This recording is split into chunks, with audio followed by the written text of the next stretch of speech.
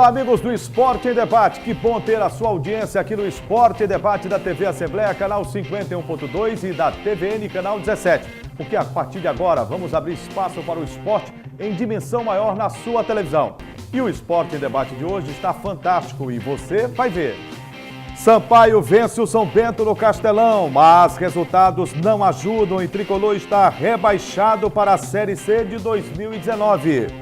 Copa FMF, Pinheiro goleia Bacabal no Costa Rodrigues. Santa Quitéria e Cordino ficam no empate na estreia da competição. Você vai ver ainda uma entrevista exclusiva com Rodolfo Leite, com o campeão brasileiro de judô, Luiz Vitor, que vai representar o Maranhão no Pan-Americano e Sul-Americano da modalidade. Tudo isso e muito mais no Esporte em Debate, que já está no ar. E começamos o Esporte em Debate destacando o futebol. É que começou o torneio seletivo para a Série D do Campeonato Brasileiro em 2019.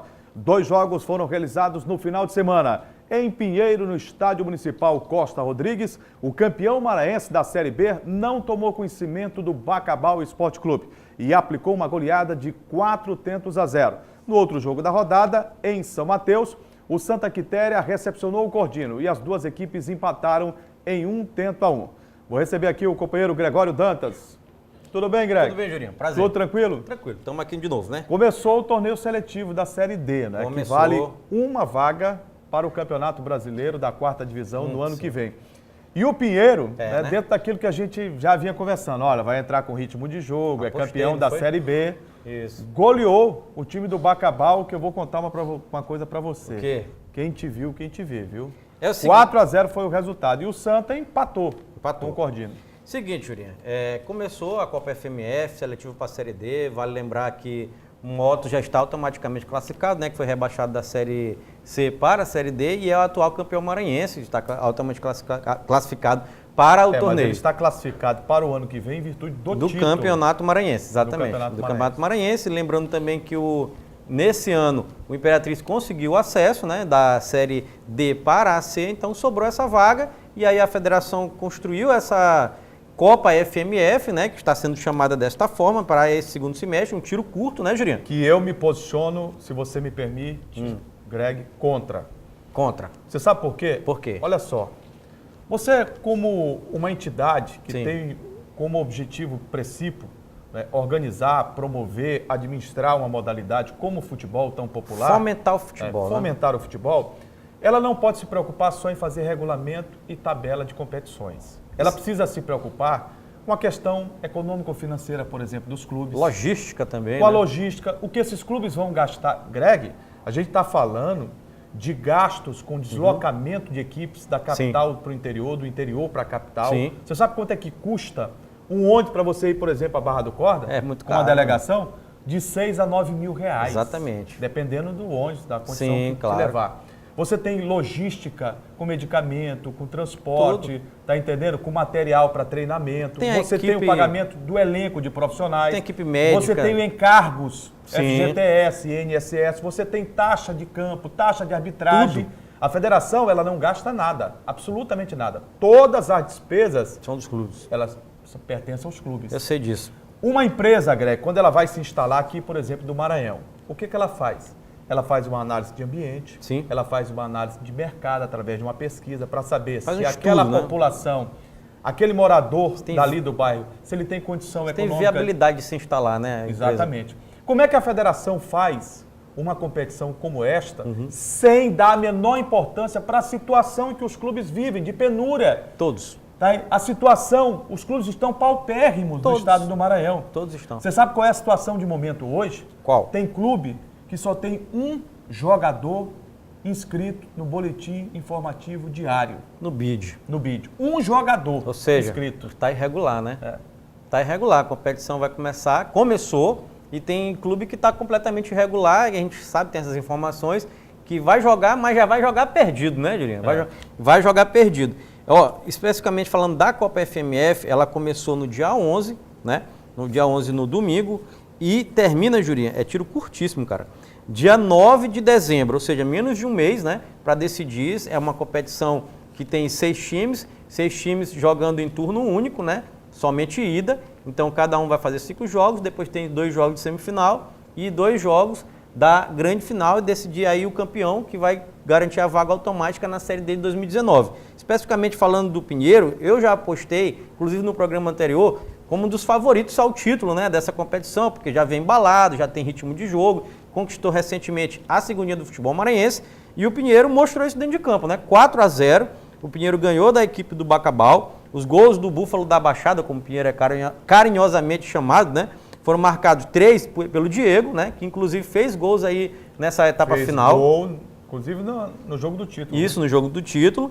E um do Lentinho. Foi 4-0 para a equipe do... Atropelou. Atropelou. O Bacabal é um time eminentemente amador. Informação que eu tenho. Não, é triste. Inclusive no Campeonato Maranhense desse ano passou por situações... O Bacabal, gente, que foi o primeiro time do interior do estado do Maranhão, em 1996, a sagrar-se campeão do estado. Campeão maranhense, primeiro campeão do interior. Time que tem uma praça de esportes boa, não sei hoje as condições, mas era boa. O estádio era bonito, né?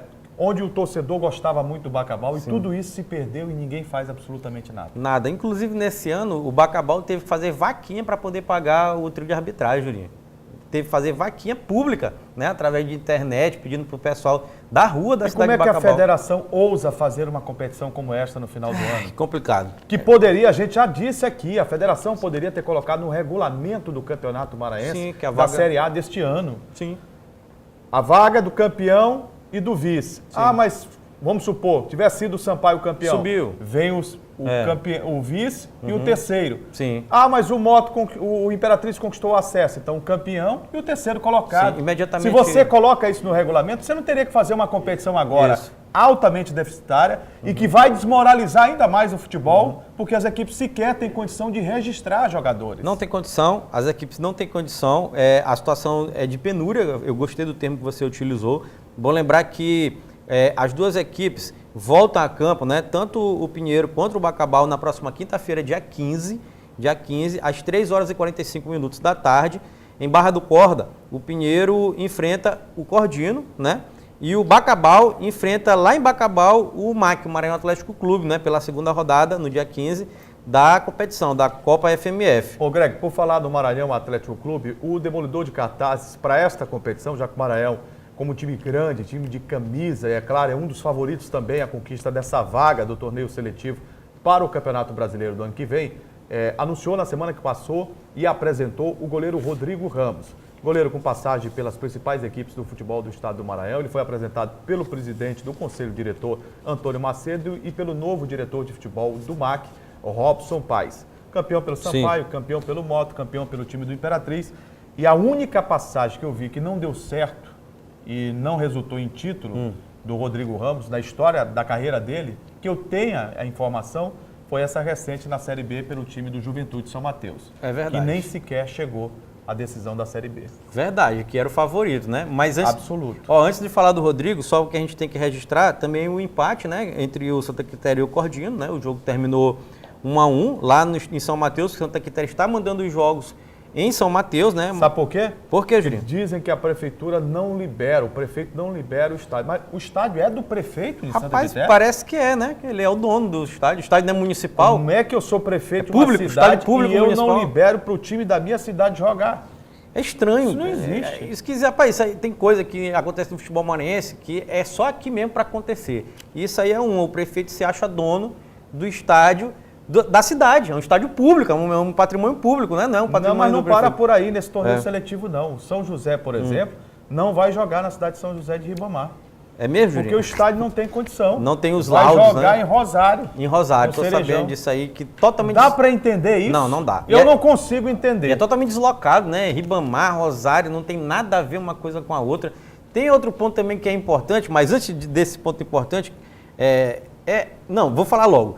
É a falta do Nhozinho Santos, porque o Nhozinho Santos resolveria um bocado de problema, né? Já tem 2 anos de promessa em relação à volta do Nhozinho Santos. O Nhozinho Santos aberto. O Nhozinho Santos precisa ser reaberto, com certeza, ele resolveria vários problemas. Esses times todos aí poderiam jogar no Nhozinho Santos, né? O São José tem que ir para Rosário, não pode jogar bem aqui? Podia, era mais perto, né? É lógico, isso aí ficaria mais fácil. Mas só finalizando aqui o comentário de Santa Quitéria e Cordino, Julinho. O Santa Quitéria marcou com o Gleison o gol, né? cobrando pênalti aos 8 minutos do segundo tempo, enquanto o Paulo Jânio empatou para o Cordino aos 20 minutos do segundo tempo. Então o jogo terminou 1-1 e o jogo do Santa Quitéria, o próximo jogo do Santa Quitéria na competição será também na quinta-feira, dia 15, contra o São José, no estádio Pinheirão, em São Mateus, como você já destacou, que o São José está mandando o jogo em São Mateus às 3h45. E o Cordino, como eu já falei, enfrenta o Pinheiro em casa no mesmo horário. Falando do Rodrigo Ramos, né, Jurinho, que você lembrou aqui, rapaz, a contratação foi anunciada pelo Robson Paes. Achei né? boa a contratação. Boa contratação. É um goleiro... Isso. Nessa competição, você pode utilizar 3 jogadores acima dos 23 anos, né? Sim. Os demais são sub-23. Sim. E dentre esses 3, ele é um goleiro de experiência, é líder, né? Não, pode ajudar positivamente. Não, com certeza. O Rodrigo é um goleiro, como você já falou, experiente, já levantou muitos troféus, já foi campeão diversas vezes, de várias competições, conquistando acesso pelo Sampaio, por outros clubes, então conquistando título no Moto, então um jogador de fundamental importância. Acho que o MAC acerta nessa contratação. Bom lembrar que o Rodrigo já está com 39 anos, viu, Jurinho? Defendeu o Juventude, você destacou, foi a única passagem, vamos dizer assim, que não teve sucesso na carreira, né? Nessa brilhante carreira do Rodrigo. E aí pode estrear já diante do Pinheiro na próxima quinta-feira, dia 15, que ele está nesse processo de transição. Para o torcedor do Moto, que está ávido por voltar a ver em campo o Papão do Norte, se preparando para a temporada de 2019, o Moto fará no próximo mês uma pré-temporada de 15 dias e depois estará em São Luís para dar prosseguimento aos treinamentos visando o Campeonato Maranhense e a Copa do Nordeste. Copa do Nordeste bem antes, né? No dia 16, o Campeonato Maranhense a partir do dia 19 de janeiro. E o Moto, na última semana, anunciou uma série de contratações. Foi. Em comum acordo, diretoria, comissão técnica, o Wallace Lemos indicando esses jogadores. O Moto anunciou, Greg, o zagueiro André Ribeiro, de 30 anos, né? Da Luverdense. Que defendeu a Luverdense. Anunciou também a contratação dos zagueiros Lucas Dias e Alisson. O Rodolfo Castro, de 23 anos, que pertence ao Atlético Mineiro, foi anunciado também, né? E a diretoria trabalha com o goleiro Vitor Paiva, também, que era do River. Do River do Piauí. Esse trabalhou com o Wallace Lemos lá. Foi indicação pessoal dele. Do Wallace Lemos. É aqui, Jurinha, o Moto está fazendo aquele trabalho de bastidor, né? Tem que fazer, teve, claro, aquele problema com a saída do... A saída não, né? A chegada em falso do Rui Scarpino, que disse que veio, mas não veio, né? Foi parado. Ele acertou com o Moto, deu entrevista, inclusive aqui no Esporte Debate. Isso, exatamente. Que era treinador, estava montando o time do Moto. Sim.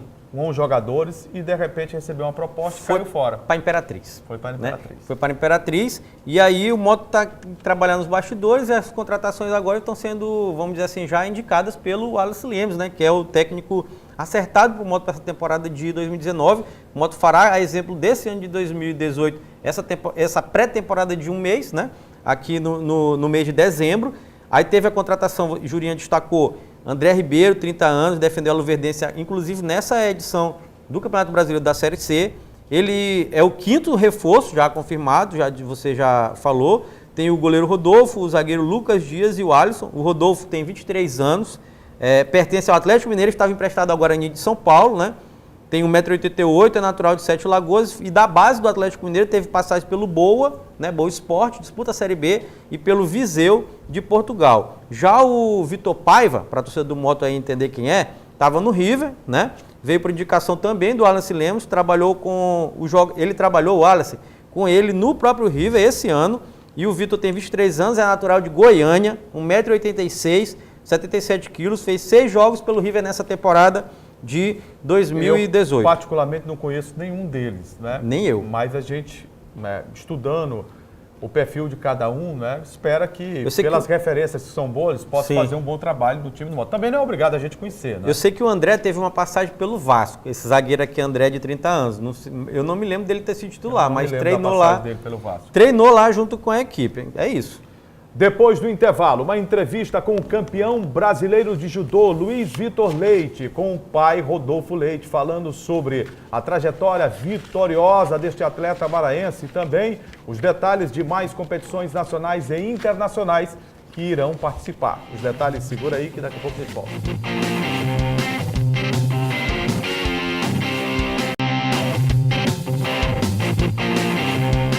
Já estamos de volta com o Esporte em Debate. E olha só, agora nós vamos destacar uma bela conquista maranhense no Campeonato Brasileiro de Judô, que aconteceu no mês de setembro, em Campo Grande, Mato Grosso do Sul. Estou falando do pequeno, grande atleta maranhense, Luiz Vitor Leite, que conquistou o Campeonato Brasileiro de Judô na categoria Sub-13. E ele é o nosso convidado do Esporte em Debate, ao lado do pai, o Rodolfo Leite, que escorre um pouco de líquido ali quando ele olha para o Luiz Vitor. Claro, a sensação é maravilhosa de ver o filho campeão brasileiro, né? O orgulho é muito grande, né, Rodolfo? É verdade. Ser pai e técnico, aí o orgulho é maior ainda, né? A adrenalina é alta, né? Demais, demais. Né? Acostumado a comemorar o título de atletas de outros que não eram meu filho, né? Aí quando a gente passa a ser pai, a sensação é totalmente diferente. Né? Ô Rodolfo Leite, me diz uma coisa, como é que foi esse campeonato que o Luiz Vitor conquistou lá em Campo Grande? É meio confusa a história. Olha, realmente a gente foi com a expectativa que foi superada em muito. Né? Nós fomos para disputar a competição numa categoria a qual ele já conhecia todos os atletas, né? Ele já foi com Todos nós, os melhores. já com essa intenção de trazer uma medalha, né? Mas chegando lá, em virtude do adiamento da competição, ele acabou subindo de peso. E essa decisão de subir de categoria foi lá mesmo no evento. Faltando Há 5 minutos para Faltando 5 minutos, Luiz Vitor? 5 minutos para encerrar o credenciamento. Aí a gente resolveu subir de categoria. Então, como ele foi para uma categoria diferente, né, nós não tínhamos expectativas nessa categoria. Né? Tinha um outro maranhense também nessa categoria que também foi para conquistar a medalha. Tanto que ele foi terceiro lugar. Luiz Vitor, que prazer para a gente tê-lo aqui no Esporte em Debate. Fala um pouquinho para a gente como é que foi essa conquista. Seu pai estava falando e você estava tagarelando aqui. Agora é tua vez de falar sobre essa conquista lá em Campo Grande. É porque para o Campo Grande eu estava com uma expectativa alta para eu conseguir ganhar o campeonato, só que nessa categoria. Mas, como ele já disse, eu aumentei de peso. Faltando 5 minutos para acabar o credenciamento, eu não tinha Não como... bateu uma ansiedade, não? Você não ficou meio receoso, Eu não? fiquei meio nervoso e eu já tinha quase desistido. Achava que eu ia perder. Mas no esporte a gente não pode desistir nunca, rapaz. Aí no outro dia eu fui campeão, só que na outra categoria que eu nunca tinha lutado nenhuma vez. E é bom que se diga que você estava concorrendo com os melhores, né? Da Os categoria. melhores de cada estado. Melhores de cada estado, né?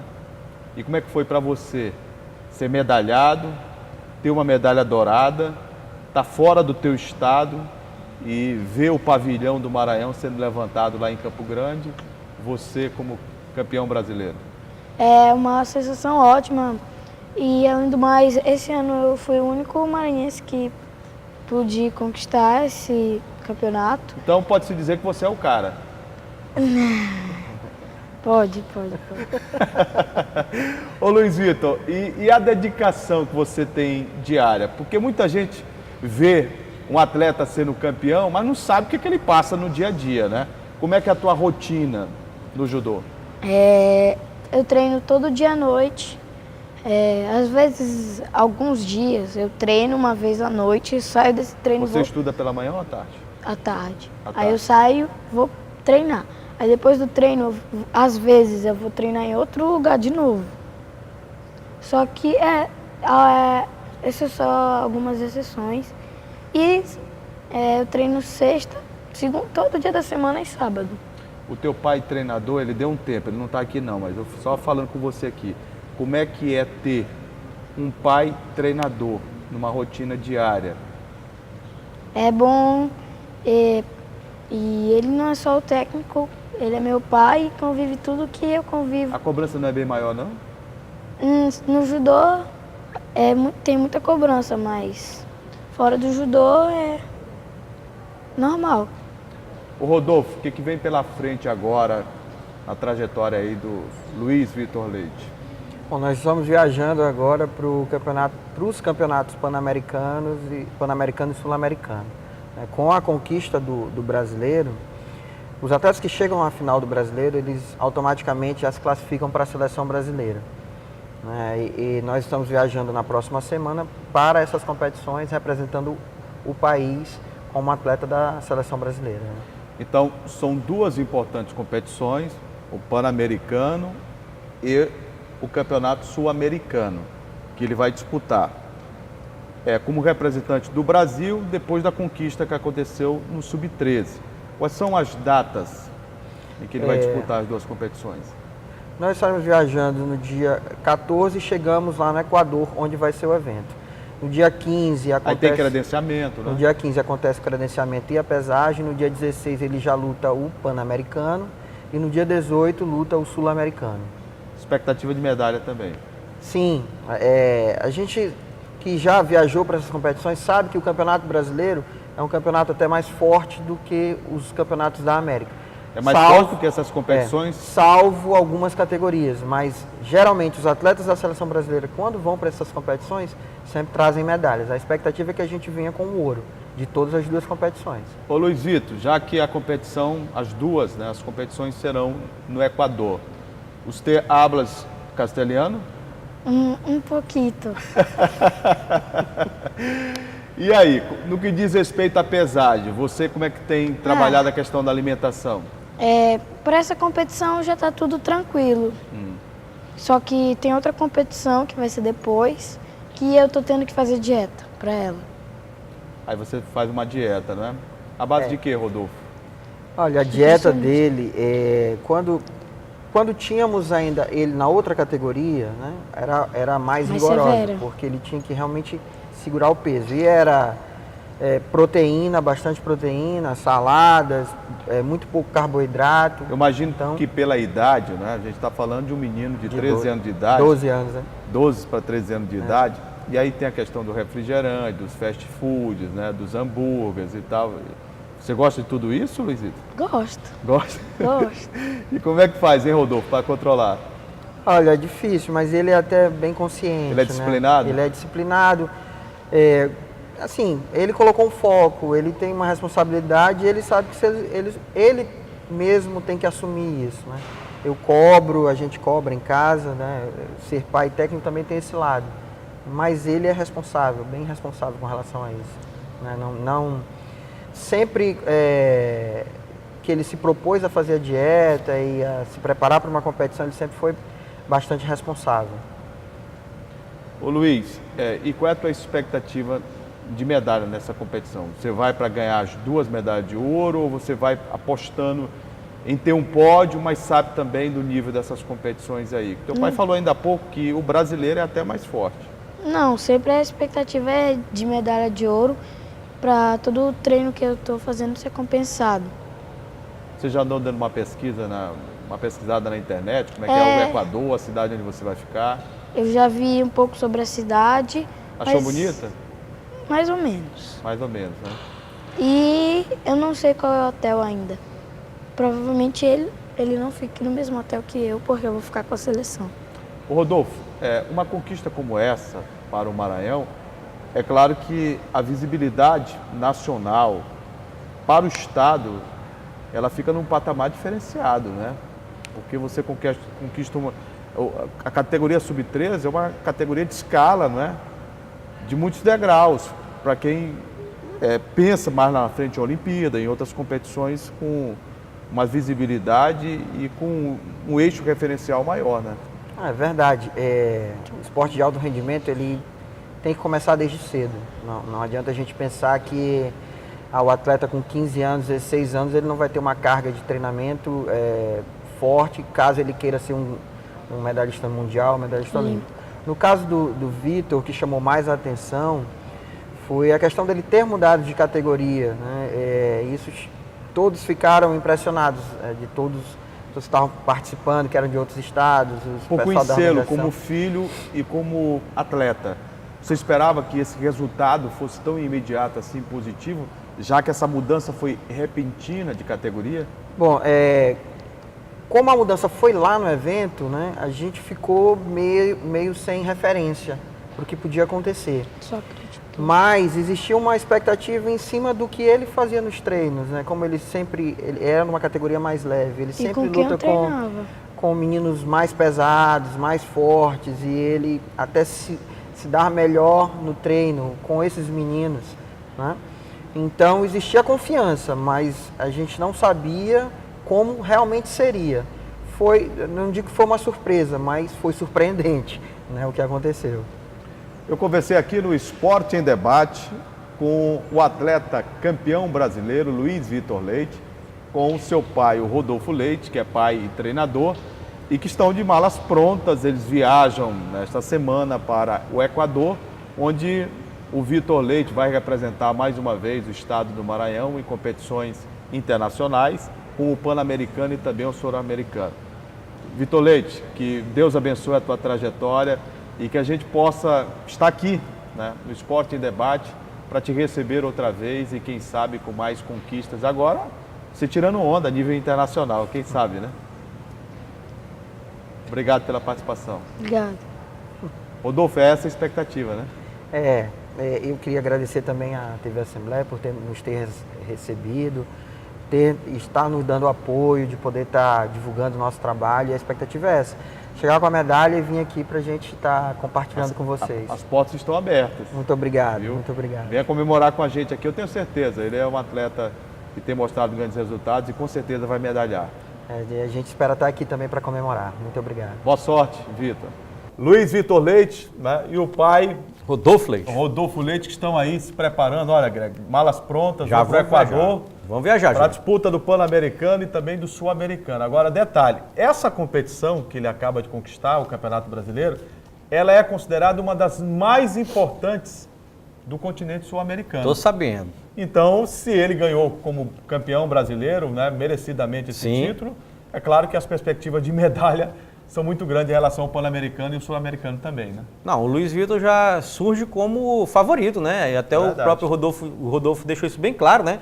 Disse claramente para você, aqui nosso telespectador pôde assistir, que quando o cara disputa o Campeonato Brasileiro, ele já está credenciado ao título de Pan-Americano e Sul-Americano, porque o Campeonato Brasileiro tem uma dificuldade muito maior, você enfrenta adversários muito mais difíceis. É uma né? competição de alto nível técnico. De alto nível técnico, o judô tem muita tradição aqui no Brasil, né? O Brasil é uma referência. Né? Referência internacional do judô. E então o Luiz Vitor Leite está classificado, campeão brasileiro, medalha de ouro, está classificado para o Campeonato Sul-Americano e o Pan-Americano de Judô, sub-13, que ele tem apenas 12 anos, na categoria de até 38 quilos. O curioso e interessante ao mesmo tempo é que essas duas competições, elas serão realizadas no Equador. No Equador, exato. Então, até que a partir do dia 16. De 15, que é a inscrição, 15 é o né? credenciamento. A 18, de 15 a 18. Temos lá primeiro o Sul-Americano, depois o Pan-Americano. Você vê que quando as coisas vão para dar certo,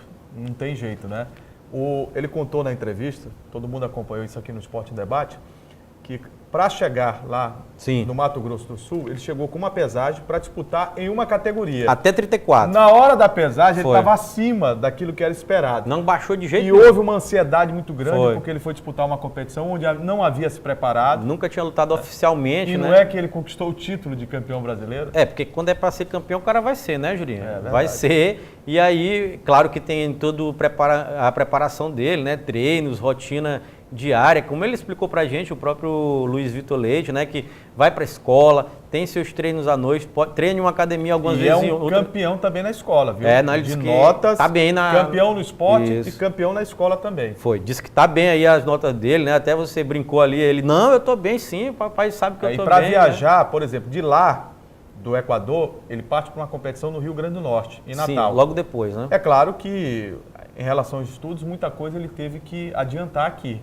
E É. aí teve que fazer prova mais cedo, e Sim. um acompanhamento, orientação, né, por parte da escola, Claro. mas tudo dentro do esperado e do planejado. Tava tudo programado, né? Graças a Deus, porque ele conseguiu ser campeão brasileiro. Se não fosse, não estaria nessa situação de disputar o Pan-Americano e o Sul-Americano. Nós torcemos Vamos muito, desejar né, boa Jurinho? sorte, né? Boa sorte. Rodolfo, ao Luiz Vitor Leite, que Rodolfo e ao Luiz Vitor. tragam medalhas, né? De ouro. De né? ouro. Campeão, tem que ser campeão aí sul-americano, né? Agora, mais do que a medalha, né? Só estar representando o Maranhão e o Brasil É uma numa glória, competição né? como essa, Uma glória. nos causa realmente muita satisfação e orgulho, né? Isso, exatamente. Depois do intervalo, o Sampaio Corrêa vence o São Bento, mas não adianta nada. O tricolor está rebaixado para a Série C do futebol brasileiro em 2019. Segura aí que daqui a pouco a gente volta.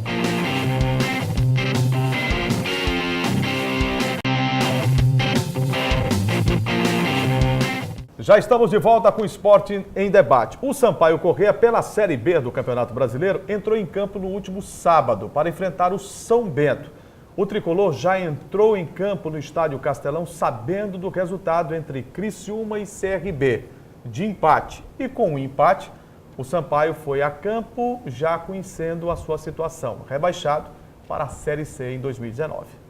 O jogo começou com o Sampaio matematicamente rebaixado para a Série C, depois do empate entre CRB e Criciúma.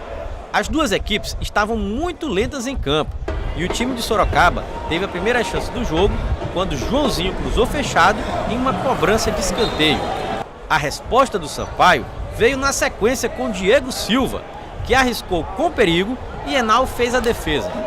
Na melhor chance do primeiro tempo, Jaime achou Fernando Sobral livre, chutou forte e Henal fez outra boa defesa. O segundo tempo começou em ritmo acelerado e logo no primeiro minuto, Jaime aproveitou o rebote, tocou por cobertura e fez um golaço para abrir o placar no Castelão. O São Bento empatou a partida aos 19 minutos do segundo tempo. Zezinho cruzou no meio da área, Branquinho subiu bem entre os dois zagueiros e marcou para o time de Sorocaba. O Sampaio reagiu rápido ao empate e aos 23, Diego Silva recuperou a bola após a tentativa de afastar da zaga do São Bento. A bola bateu e sobrou para Fernando Sobral na direita. Chutou cruzado e alto, no ângulo do goleiro Henal, para recolocar o Sampaio na frente. Eu acho que no primeiro tempo ali eu pequei nas chances que eu tive, uma chance clara ali de gol. Acabei baixando a cabeça e chutando, o goleiro foi feliz em defender, mas no segundo tempo eu sabia que ia ter outra oportunidade e não poderia desperdiçar. Fui feliz no chute, chutei forte, cruzado e graças a Deus a bola entrou. A gente conseguiu a vitória. Lógico que um gol que não vale tanto, né? Porque a gente acabou rebaixado, mas como eu falei nas outras entrevistas, terminar com dignidade, honrando a camisa do Sampaio e procurar terminar o campeonato ganhando essas duas partidas que faltam. A gente foi do céu ao inferno esse ano. Conquistamos um título inédito aí para o Sampaio Corrêa, né? Infelizmente saímos rebaixados, mas levantar a cabeça, pedir desculpas ao torcedor, né? Que a gente não merecia tá passando por isso, né? E trabalhar, né? Juntar os cacos, ver onde aconteceram os erros para ano que vem acertar e trazer a Bolívia de volta para a Série B novamente.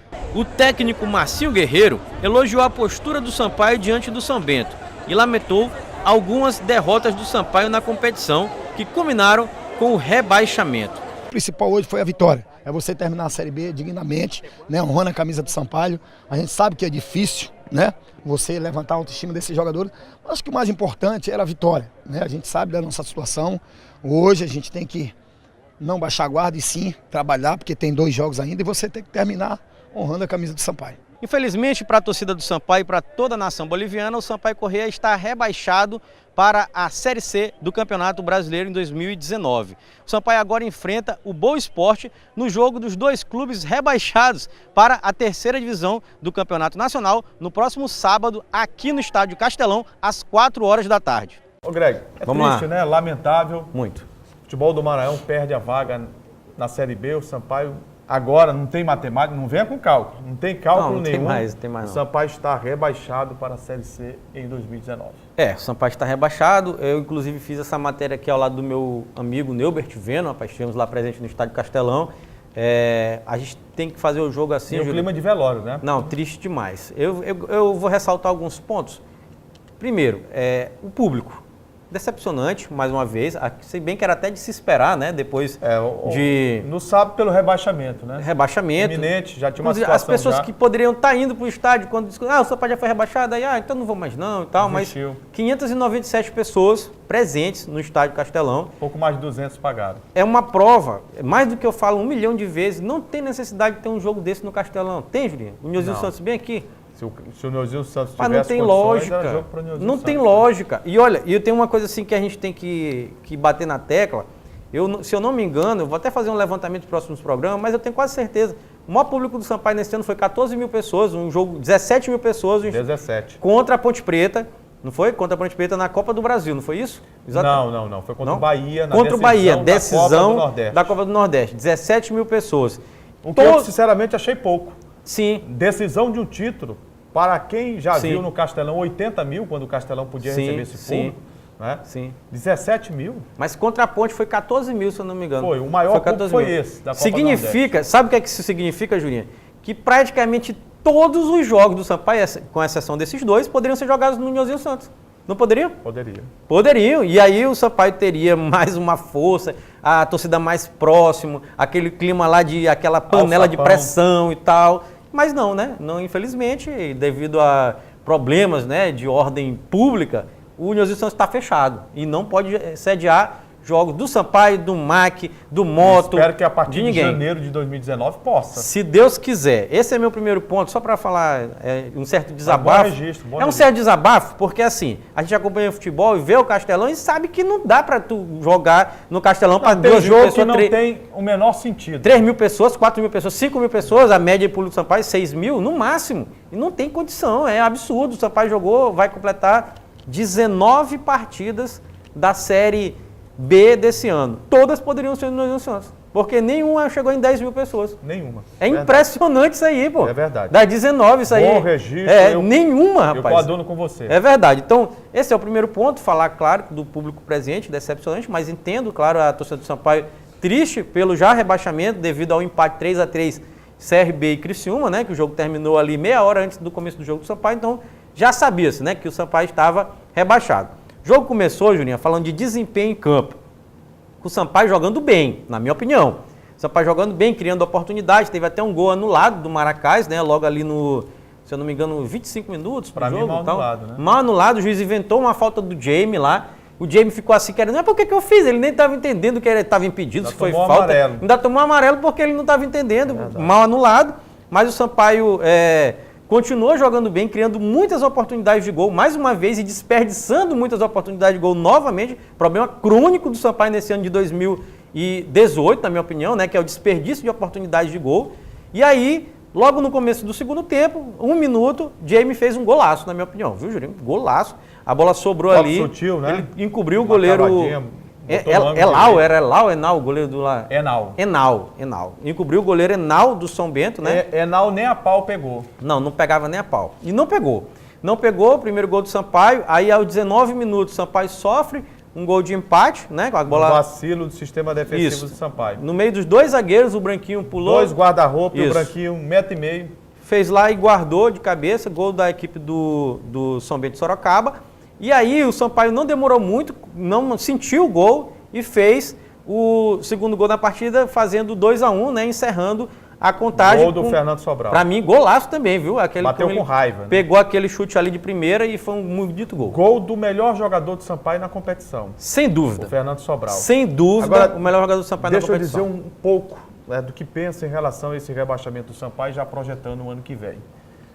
Está na hora, né, do presidente Sérgio Frota fazer uma reanálise de tudo aquilo que vem acontecendo dentro do Sampaio. Tem que fazer, né? Né, Uma reunião. de modificação, de planejamento. Algumas pessoas dizem o seguinte, não houve planejamento. Houve. Claro que teve. Houve, Só tá que foi entendendo? errado. Mas foi errado. Exato, tem que Foi ter. errado. Não tem O negócio Sampaio de novo. se iludiu muito com a conquista Sim. da Copa do Nordeste. Se iludiu. Em alguns momentos, você vai lembrar, e o público também, que o Sampaio abriu mão. Totalmente. Das primeiras 6 rodadas da Série B, o Sampaio Totalmente. privilegiou O Sampaio não jogou. a competição Copa do Isso, Nordeste em exato. detrimento da Série B. E você jamais deve fazer Ó, isso Porque a Copa do Nordeste não rebaixa. Só um adendo. E a Série B rebaixa. Sim, só um adendo. Não foi só as primeiras 6, porque pós Copa do Nordeste teve uma ressaca danada daqui do São Paulo. Você lembra? Não, quando eu falo que o Sampaio privilegiou uma competição, porque o Sampaio poupou jogadores. Poupou. O Sampaio jogou com o time Quando o reserva. Sampaio enfrentou o ABC, eu me lembro bastante. Foi um jogo numa quinta-feira lá. O Sampaio, no jogo seguinte, que foi no sábado, o Sampaio poupou mais da metade do time. Sim. Você poupar jogadores de uma Série B, que é dura, que é difícil. Olha, eu tenho ouvido alguns jogadores e alguns técnicos dizer, sabe o que, Greg, da Série B? Olha, já disputei Série A e Série B. A Série B é mais difícil em alguns momentos que a Série A. Pode até ser mesmo. Tá entendendo? Por quê? Na Série A você tem uma sistemática de jogo, onde você enfrenta equipes de uma qualidade técnica maior, que permite que você jogue futebol. Série B, a velocidade é muito intensa, a marcação é muito forte. Estão praticamente no mesmo nível todas as equipes. Qual é? O Fortaleza foi campeão, parabéns ao Fortaleza, a colônia cearense é imensa aqui. Mas o Fortaleza está tão acima do CSA, do Goiás, do Londrina, em termos de elenco? Não, em termos de elenco não, mas em termos de pontuação foi, né? Não, de pontuação eu tô falando de qualidade de elenco. Não. Para você ter um time para dizer assim, não, mas não tinha como alcançar o Fortaleza. Não sobrava. Se você relembrar, você vai ver que o Fortaleza veio para um jogo decisivo aqui, o Sampaio venceu o Fortaleza. Venceu. Não, é assim, eu concordo com essa opinião sua, de que alguns técnicos até, já vi em outras mesas de debate, de discussão, falar que a Série B era mais difícil da Série A, por conta desse aspecto, de que na Série A, o time que é mandante, ele dita o ritmo, se propõe ao jogo, né? E aí o time que é o visitante fica naquele, esperando, buscando contra-ataques. Na Série B, não. A gente vê muito mandante sem jogar e sem o adversário jogar. E aí fica aquele jogo ali amarrado que ninguém vai para lugar nenhum. E aí fica explorando bola lançada, e aí não sai, fica um negócio mais difícil mesmo, é verdade. Outro grave problema do Sampaio durante toda a Série B. Se você analisar jogo a jogo do Sampaio, você vai ter praticamente a mesma opinião. Qual é, Juraci? A opinião de que o Sampaio teve volume, o Sampaio criou boa jogada. Muito. Em algumas o Sampaio fez partidas muito acima da média, mas não ganhou. Não ganhou por quê? Porque o Sampaio teve um ataque cardíaco. Não existe. O Sampaio não conseguiu contratar 2 jogadores, não é só um centroavante não, 2 jogadores atacantes com qualidade. Jurinha, tu sabe uma questão que é importante para destacar isso bem? Você sabe quem é o artilheiro do Sampaio na Série B? Sabe? Maracás, 4 gols. Zagueiro. Não tem condição. O artilheiro do Sampaio da Série B é Maracás com 4 gols, Jurinha. Não pode. Então significa que não funcionou mesmo. Aquela peça lá de empurrar, né? Que a gente chama do artilheiro, né? O cara lá que tem que fazer os gols. Porque para fazer gol, Greg... mas porque a situação do Sampaio era difícil e os caras estão tensos, nervosos. Fazer gol, você precisa ter frieza, você precisa ser calculista, você precisa ter qualidade para fazer gol. Fazer gol não é só chutar de qualquer maneira, não. Não. Você precisa ter qualidade para fazer gol. E o ataque do Sampaio não teve. Não teve. E olha, Julinha, que o Sampaio contratou um monte de gente. Mandaram uma pergunta para mim. Um monte, né? E muita gente errado. Sim. Mandaram uma pergunta para mim no WhatsApp dizendo o seguinte: Juraci, desse time do Sampaio Corrêa para a Série C do ano que vem, você ficaria com quem? Primeiro é preciso dizer que o Sampaio desmonta a questão do orçamento. O Sampaio não tem orçamento para a Série C. Nenhum clube tem. Quase todo desmontado. Primeiro ponto é esse. Segundo, eu no máximo de 30, 40 jogadores que o Sampaio possa ter, eu ficaria com o zagueiro, Joécio, se fosse possível. Bussato, você fica? Com o goleiro Bussato. Sim, começa do gol. Para ser titular. Bussato. Inclusive, bom goleiro. Bruno Moura. E com... Rapidinho pra gente... sim, eu vou sintetizar a minha parte. Tá bom. Você fica à vontade para falar o que pensa. Mas ficaria com o Bussato, goleiro. Com o Fernando Sobral e com o Joécio. Detalhe, o Fernando Sobral, por tudo aquilo que jogou, dificilmente vai chegar. 3. E os outros, Juraci? Manda embora. Manda embora. Mesmo, Julinho? Da minha parte, nenhum. Todo mundo? Nenhum. Não, eu já avalio de forma diferente. Tem jogador que o contrato se encerra, tem jogador que é completamente inviável para jogar numa série C, né? Não tem condição. Por exemplo, o Adilson Goiano. Foi uma contratação boa, para mim, na minha opinião, muito boa, só que não vai ter condição do Sampaio conseguir manter esse jogador na Série C de 2019. A mesma coisa o outro volante, como é o nome? Jocinei. Ele também acho um excelente jogador, mas também acho que não vai ficar. Se contunde muito. Mas para uma Série C era importante. A minha análise, para chegar nesse número aqui de 3, eu analisei desempenho, Sim. eu analisei Condição física? condição física e a parte salarial. Ah, já O Sampaio tem condição... já Pois está é. excluindo jogadores que não têm condição de pagar, né? Na Só minha vai não ter análise, condição de pagar. eu sei que o Sampaio, se quiser, pode manter um Fernando Sobral. Pode. Se ele não tiver uma proposta tão milionária assim, né? Tem uma informação que ele já Entendeu? tem. Que ele já tem, ele já falou inclusive ontem. Isso. O Bussato, eu acho que Esse é mais viável, e o Joécio. muito bom. Os demais, que tem uma certa condição, por exemplo, você falou do Adilson, um jogador caro. Caríssimo e bom. Pro torcedor ter uma ideia, Jogador bom. o torcedor geralmente às vezes não tem essa ideia. Qual é o jogador mais caro do Sampaio? O Andrei. Esse eu não queria nem de graça, eu. Ah, mas Minha aí opinião. é um problema de Tá ordem entendendo? Mais de 45 mil ele ganha por mês. disciplinar. É de né? disciplinar. Eu não queria nem de graça. Não dá para ter no elenco. A média salarial do Sampaio, esse time que aí tá, 20, 25 mil reais. Essa é a média. O Sampaio não tem condição de pagar isso Não dá. de modo algum para o ano que vem. Pode pagar 1 ou 2 jogadores, mas para o elenco não. Não. E aí demonstra também como é desnivelado, né? Porque se a média é 25 e o Andrei está ganhando 45, tem uma coisa errada aí, né? E a gente sabe como é que veio, através dos eu acho... bastidores, como é que chegou esse salário de Andrei aí. né? Mas no futebol brasileiro, quanto é que ganha o Diego lá no São Paulo? Ganha mais, né? Ah, ele ganha mais do que os outros? É. No futebol não tem igualdade salarial. Não tem. Ganha Não tem, mais. Não tem isonomia. Tem alguns times. O jogador que tem uma qualidade maior, e o Sampaio fez um esforço para poder manter o André aqui, que era aí da torcida e tal. O Bahia queria, o Sport queria. Sim. E ele talvez não quisesse ficar, não. Tanto é que eu jamais aceitaria um jogador do meu clube que ele, já 2 ou 3 vezes, ele pediu para não jogar. Ele pediu para não jogar contra o São Bento. Pediu para não jogar contra o São Bento, o Bussato foi escalado. A gente sabe que tem esse problema, não existe negócio de... Tem alguns times que até tentam botar um teto salarial, mas não acontece. Isso não dá certo. Porque vem jogador que é medalhão e tal, e aí precisa contratar, porque precisa resolver uma situação emergencial, e aí o cara vem ganhando mais. O Sampaio tem vários problemas. Eu avalio assim, que para chegar a esse rebaixamento, teve um monte de coisa. Foi um acúmulo de coisas. Primeiro, a troca incessante de técnico foi demais. A saída do Roberto Fonseca, Não, né? foi muito. Quebrou muito. Não podia ter projeto. demitido o Roberto Fonseca, a gente destacou 1 milhão de vezes. O Sérgio Frota escreveu uma carta pedindo: você fez um excelente trabalho, foi campeão, mas você vai ser demitido. Isso não existe, rapaz. Não existe. O cara tinha acabado de ser campeão da Copa do Nordeste. Tá fazendo um trabalho... Ele pode subir com o Londrina. Isso, tá fazendo um trabalho excepcional no Londrina, tem chances reais. Eu até separei aqui, Juninho, a tabela. Só um detalhe, você Sim. falou do Roberto, para a gente ser justo aqui, eu vi na saída do estádio e no encerramento do jogo, alguns torcedores fazendo críticas muito ácidas ao Marcinho Não Guerreiro. existe. Não é por aí. Ele não tem... Não. Eu tenho de até... todos é o que ele tem menos... Eu tenho até que falar sobre responsabilidade. isso, porque quando acabou o jogo, a gente foi fazer as entrevistas, eu e o Neubert, e aí eu conversei com o Marcinho ali rapidamente, mas lá, a saída para quem não conhece o Castelão, a saída dos jogadores é ali direto para o setor 1. Quando o Marcinho foi descendo ali a escadaria, ali ele foi aplaudido por todo mundo. E, aliás, poucos jogadores e da comissão técnica foram aplaudidos. Aplaudido ele foi, o Marcinho, todo mundo entendendo: não, mas tu não tem culpa e tal, não sei o quê.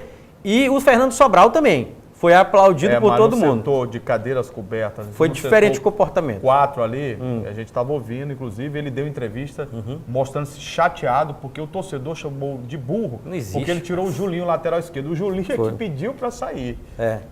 Não existe, cara. O Marcinho é o menor culpado. Se existe culpado, não pode ser o Marcinho. Eu até fiquei preocupado, a gente falou muitas vezes que o Marcinho é um cara muito gente boa. Não, para deixar bem claro. Para deixar bem claro. Mas o cara não pode. A responsabilidade é do presidente do Sampaio, Sérgio Frota. Total, gente. Quando ganha o título, quem é que recebe os loiros? Ele. Quando o Sampaio foi um desastre, não foi bem, cai, quem é o responsável? Ele. É o presidente Sérgio Frota. É E ele ele. sabe disso, tem que assumir a responsabilidade, ele assume, não se puxa. Sabe, vai assumir. Como ele mesmo diz, o Sérgio Frota. Você já ouviu ele dizendo isso? O quê? Eu sei o caminho para cair E pra o subir. caminho para subir. Sim. Então pronto. Mas ele não aprendeu o caminho para permanecer ainda, né? Não, esse ainda não Esse ele tem tá que, em estudo. Ele tem que aprender esse caminho para permanecer. Destaco, sim, que o maior culpado do rebaixamento do Sampaio é o Sérgio Frota por decisões erradas Muitas decisões erradas, principalmente... Algumas intempestivas, né? Principalmente demissão desses técnicos aí, que foi um monte que o Sampaio teve um revezamento. Não, do Paulo Roberto não, foi correto. Agora sim. do Roberto Fonseca, não. ele deveria ter ficado, né? Exatamente. Contratações, rapaz, a gestão de grupo foi péssima, Julinho. Quem ele escolheu para o Sampaio trouxe Alisson Mira, Sampaio trouxe Alvinho, Sampaio trouxe Glorioso Carlão, esse que eu ia citar agora. Ó, Glorioso Carlão.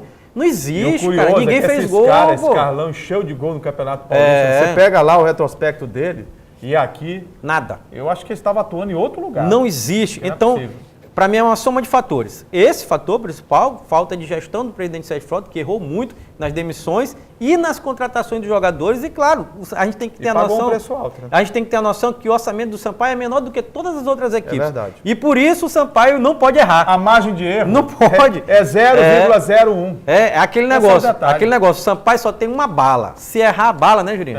Acabou. Eu disse a competição inteira. Sabe qual é o problema do Sampaio em relação aos outros? Disse isso ao presidente do Sampaio, disse ao torcedor.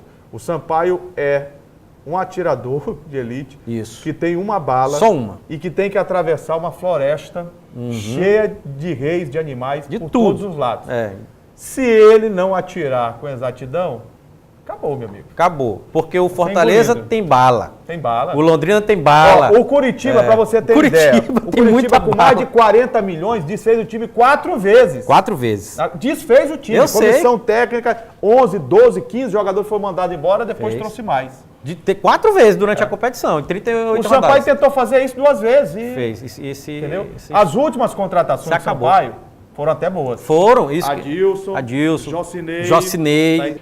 Jurinha, realmente foram boas contratações. O Adilson Goiano, o Jocinei, né, que veio contratado mas também. Mas esquece esse patamar aí que o Sampaio não vai ter condição para 2019. Tem mais condição financeira de 2019. Teve o Luiz Gustavo também, foi uma boa contratação. E o Julinho, né, mas tá difícil. Não dá para manter, essa complicado. Gente, chegamos ao final do Esporte em Debate aqui na TV Assembleia, canal 51.2 e também na TVN, canal 17. A gente reforça o convite para a reprise do programa nesta terça-feira, em 2 horários, às 7h30 e às 2h30 da tarde. Gregório Dantas, bora lá. Os nossos amigos aí, telespectadores, os canais de interação, para o telespectador que quiser mandar a sua mensagem, sugerindo pauta, falando sobre o programa, não é? Analisando alguns fatos do esporte, a gente está sempre à disposição. Pois é, o telespectador pode contribuir com o nosso programa através do nosso canal de interação. Primeiro, nosso site, que é o al.ma.leg.br/tv. Tem também o telefone da nossa redação, que é o 3269-3028. O nosso WhatsApp, que está passando aqui embaixo da sua tela. Lembrando, mais uma vez, que, Jurinha, o nosso programa, a partir desta terça-feira, vai estar na íntegra, bonitinho, lá no Facebook. Você pode comentar, curtir e compartilhar. Só encerrando aqui, Sampaio, ainda tem jogo, viu? Dia 17, galera, 17 de novembro, temos aqui o Jogo do Desesperado. Sampaio e Boa. Sampaio e Boa. 4 horas da tarde aqui no Castelão. Mas só para cumprir tabela. Para cumprir tabela, mas tem que falar, né? Depois ainda tem Criciúma e Sampaio. Depois ainda tem Criciúma e Sampaio. Se despedir com honradez, com dignidade. É o que resta, né? Nessa festa. Pois é. Grande abraço, Greg. Valeu, gente. Gente, obrigado pelo carinho da audiência, um forte abraço e a gente se vê pela ilha. Até lá. Tchau, galera. Valeu.